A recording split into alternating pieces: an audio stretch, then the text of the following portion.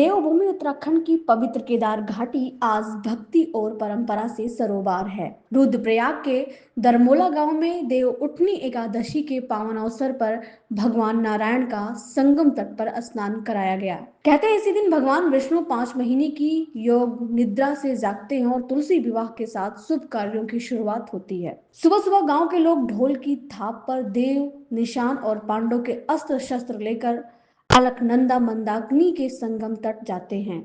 साथ ही वैदिक मंत्रों के बीच पुजारी देवताओं की पूजा अर्चना करते हैं और फिर देव निशानों का गंगा स्नान कराते हैं। देव निशानों को फूलों की मालाओं से सजाया जाता है। फिर विशेष हवन और आरती के साथ पूजा संपन्न की जाती है। मान्यता है कि भगवान नारायण इसी दिन केदार घाटी में स्नान करते हैं और इसके बाद पांडव लीला का शुभारंभ होता है। वंदे श्री नारसिंहम गरुड़ सुरमुनिक्टोड़ केदार गंगा मार्कंडेयाग्नि तीर्थ द्रविड़ भगवत पाद दुर्गा गणेशान घंटा कर्णोद्धव श्री नरनगमदरी नाथ नारायणाख्यान ब्रह्म प्रहलाद योगे सुरवत कमला श्री नारसिंहास्य भक्तान। आज का दिवस हमारे लिए अत्यंत महत्वपूर्ण है।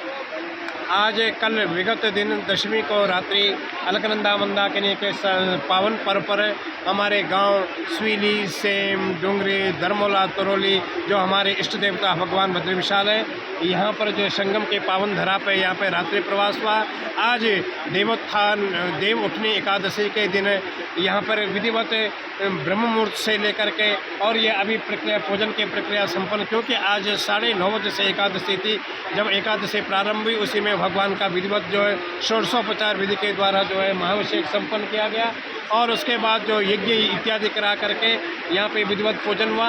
और इसके बाद अब हम गांव की तरफ प्रस्थान करेंगे और अब पांडव लीला का जो है मंचन किया जाएगा। पांडव लीला प्रारंभ होगी।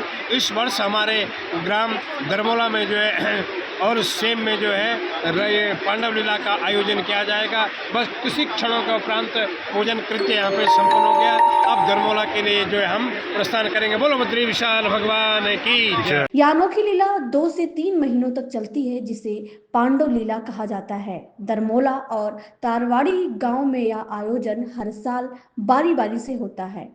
पूरी रात जागरण, हवन, आरती और भंडारे के साथ माहौल भक्ति से भरा रहता है। यह आयोजन केवल धार्मिक नहीं बल्कि एकता और संस्कृति का प्रतीक बन चुका है।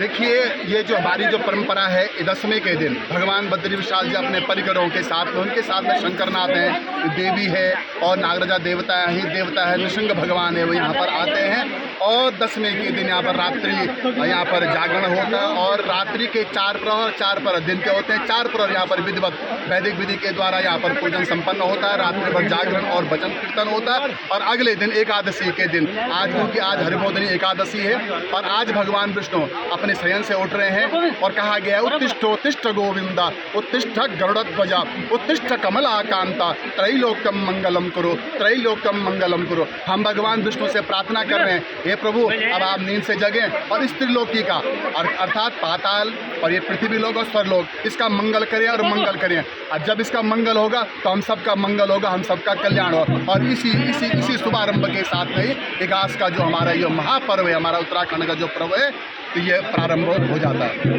लोगों का विश्वास है कि इस दिन भगवान खुद उनके बीच उपस्थित होते हैं। केदार घाटी की यह परंपरा आज भी उतनी ही जीवंत है, जहां हर जयकारा और हर थाप भगवान के होने का एहसास कराती है। Bureau report, times news.